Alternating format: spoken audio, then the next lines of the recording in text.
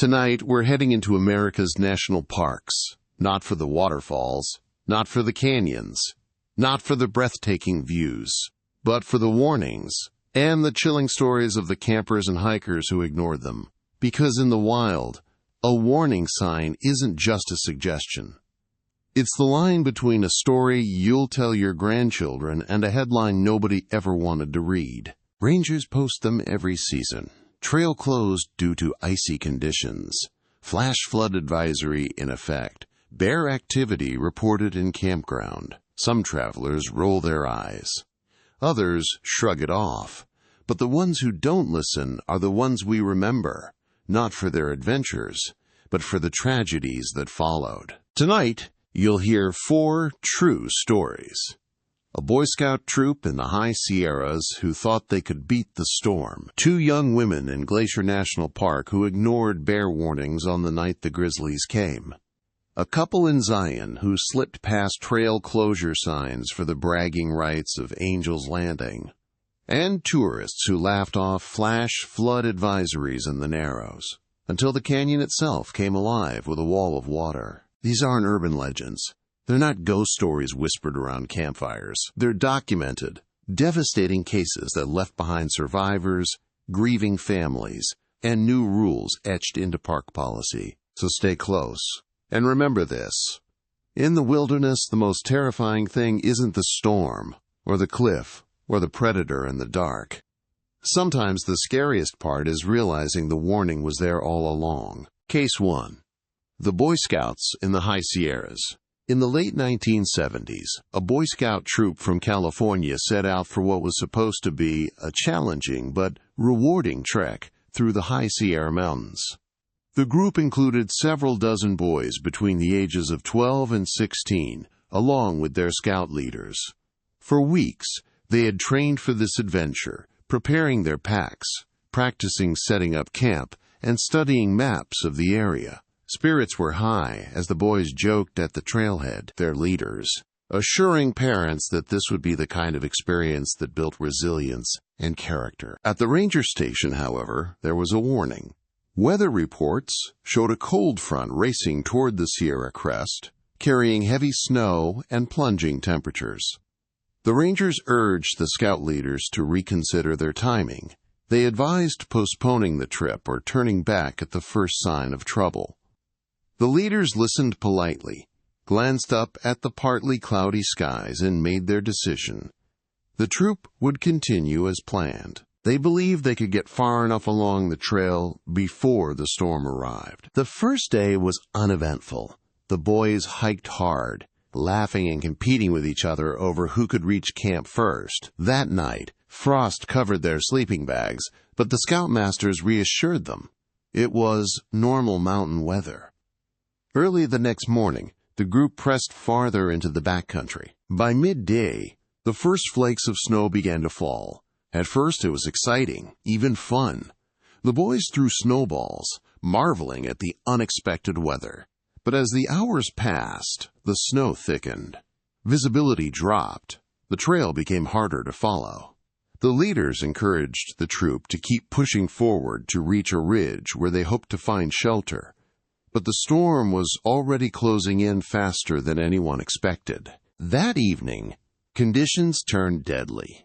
Winds howled across the ridges, tents shook and collapsed, and the boys struggled to stay warm inside sleeping bags that were not rated for freezing conditions. Several scouts were already showing signs of hypothermia, shivering uncontrollably, mumbling, and unable to use their hands properly. The leaders tried to keep spirits up, telling stories and huddling boys together for warmth. But by the third day, some of the younger scouts could no longer walk. Back home, parents grew alarmed when the troop missed its scheduled return.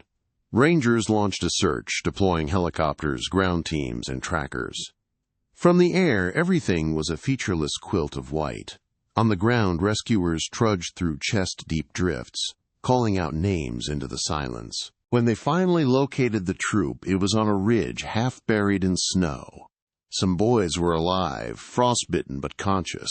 Others were too weak to respond. Several had already died from exposure. The tragedy shocked California and quickly became a case study in wilderness training. It showed how quickly overconfidence could turn fatal when rangers' warnings were brushed aside. Survivors later admitted that they thought they could beat the storm, or that their gear and determination would be enough. But in the high Sierras, where weather can change by the hour, the mountains always have the final word. The story of the Boy Scouts in the high Sierras is now remembered as a stark reminder. Ignoring weather warnings in the backcountry can cost lives. A clear sky at the trailhead means nothing when the forecast calls for snow. And for this troop, that decision marked the line between a hard adventure and an unforgettable tragedy. Case 2, the fatal bear encounter at Glacier National Park. In the summer of 1967, Glacier National Park in Montana was alive with visitors. It was a record season. Warm days, clear skies, and campers eager to explore one of America's most rugged and wild landscapes. Among them were 2 young women, both in their early 20s, on their very first trip away from home. They came to Glacier to experience freedom, mountains, and adventure. Like so many others, they pitched their tents near a popular campground, laughing as they planned hikes for the next morning. But Glacier was carrying attention that summer. For weeks, rangers had been tracking unusual bear activity. Garbage was piling up near campgrounds, and grizzlies, intelligent, opportunistic predators, had learned that humans meant food. Signs went up. Rangers issued warnings. Visitors were urged to store food properly, to stay alert, and, if possible, to avoid camping in certain areas until the bears moved on. Many listened. Some left. But others, swept up in the excitement of summer travel, dismissed the warnings. Bears had always been part of the Glacier experience, after all. People told stories about seeing them from the safety of their cars, or watching them lumber across meadows at a distance. To the unprepared, grizzlies seemed more like spectacles than the apex predators they truly are. The 2 young women heard the warnings, but decided to stay. They saw bears in the distance during the day and even joked about it, taking photos as if it were part of the adventure. That night, as they settled into their tent, their food was not stored properly. Crumbs, wrappers, and cooking smells lingered in the air. To a hungry bear, it was an invitation. Sometime after midnight, the campground erupted in terror. A grizzly had entered the site, drawn by the scent of food. Campers woke to snapping branches, heavy footsteps, and the sound of claws tearing into tents. Screams carried across the valley. In the chaos, one of the young women was dragged from her tent. Other campers shouted and threw rocks, but the bear vanished into the dark forest with its victim. By the time rangers reached the area, there was nothing they could do. That night wasn't just one tragedy, it was 2. Incredibly, another fatal bear attack happened at a separate campground in Glacier within hours of the first. 2 different young women, in 2 different parts of the park, both killed in the same night. Rangers would forever call it the Night of the Grizzlies. The aftermath was a turning point in national park history. Until then, bear management had been lax. Garbage was left accessible, food storage rules were poorly enforced, and tourists treated wildlife encounters like photo opportunities instead of survival threats. The 1967 attacks forced a complete overhaul. Campsites were redesigned. Food storage containers were installed. Strict regulations about handling trash and cooking were put into place. Rangers began extensive education programs to teach visitors about bear safety. For the families of the victims, the changes came too late. But for millions of future visitors, the tragedy reshaped how humans coexist with predators in wild places. The lesson from that night is brutally clear. Warnings in the wilderness exist for a reason. Ignoring them can turn a peaceful campsite into the scene of unthinkable horror. The Night of the Grizzlies stands as a permanent reminder that in Glacier and in every national park, predators are not curiosities. They are a force of nature. and respect for them can mean the difference between life and death. Case 3. Ignored trail closure, Angel's Landing, Zion National Park. Few trails in the United States have the reputation of Angel's Landing. Rising 488 feet above the canyon floor, this narrow fin of sandstone in Zion National Park is both breathtaking and terrifying. The final half-mile is a gauntlet of sheer drop-offs, steep switchbacks, and narrow ridges where hikers cling to bolted chains for balance. To complete Angel's Landing is to claim a badge of honor, bragging rights for standing atop one of the most dangerous hikes in the world. It was this challenge that drew a young couple in their 20s to Zion.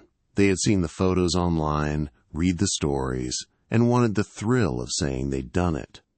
When they arrived, however, they were met with disappointment. The trail was officially closed.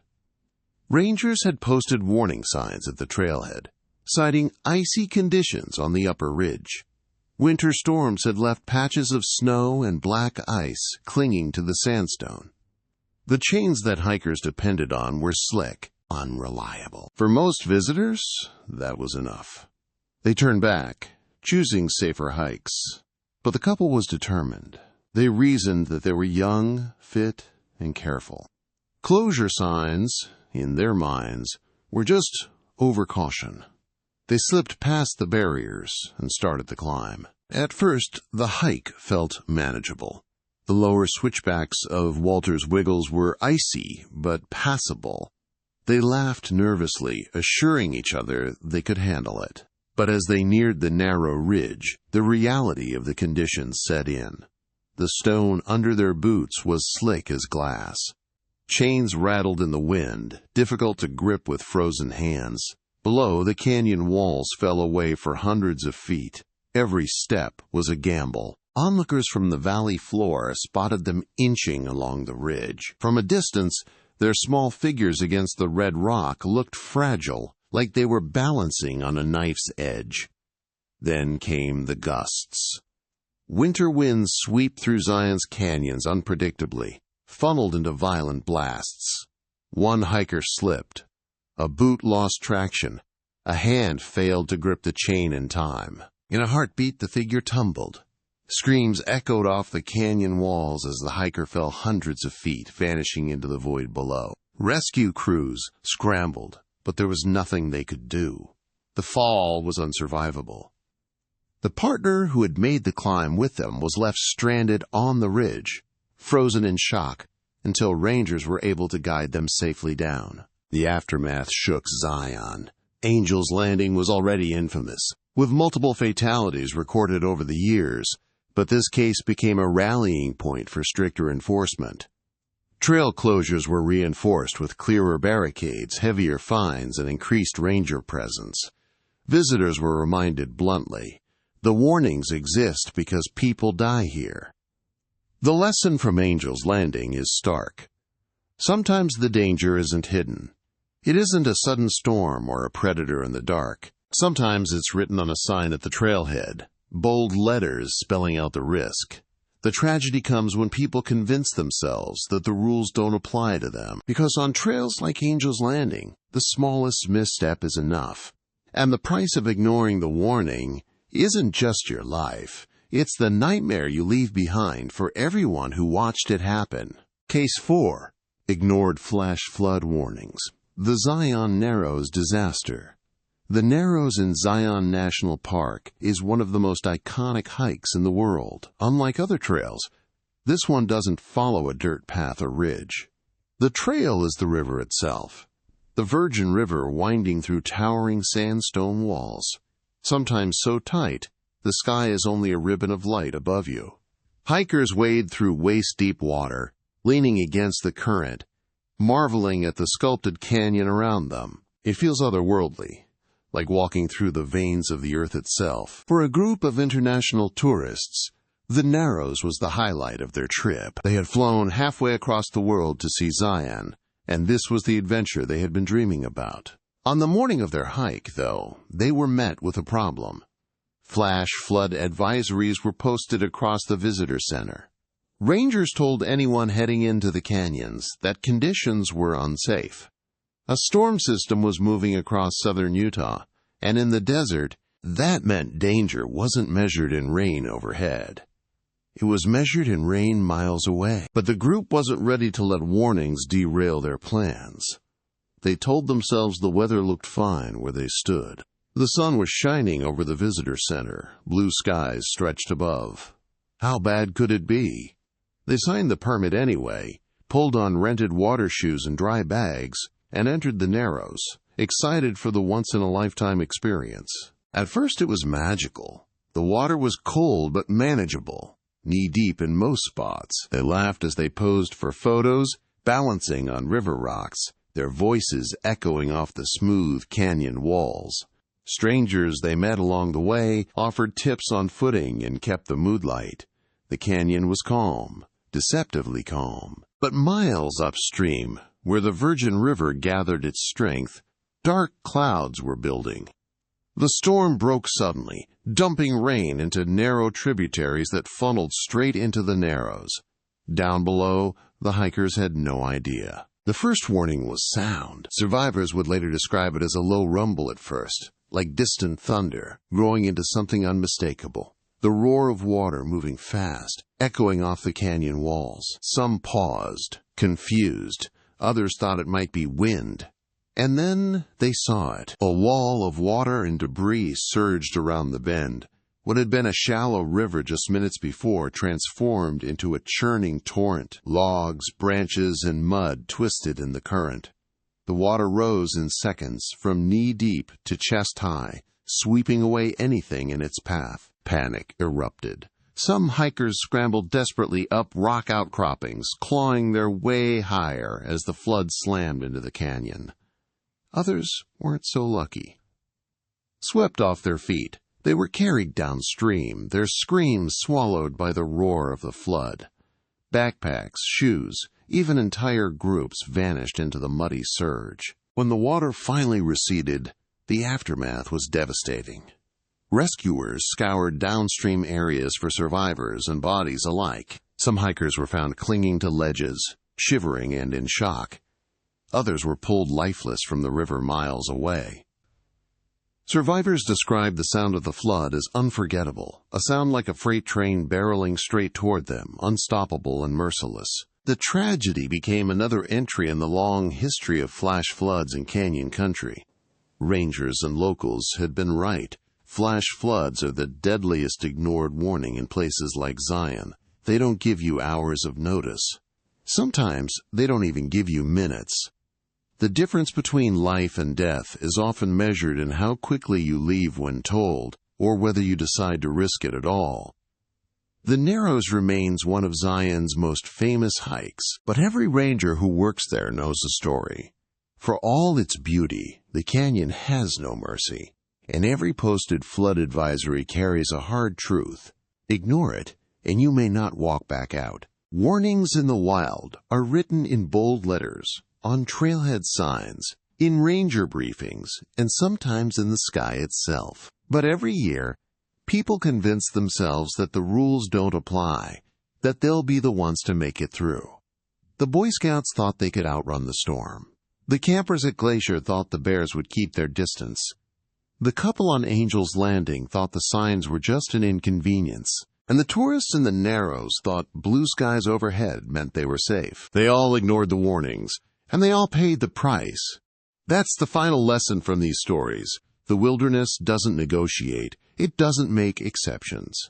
And it doesn't care how careful or confident you are.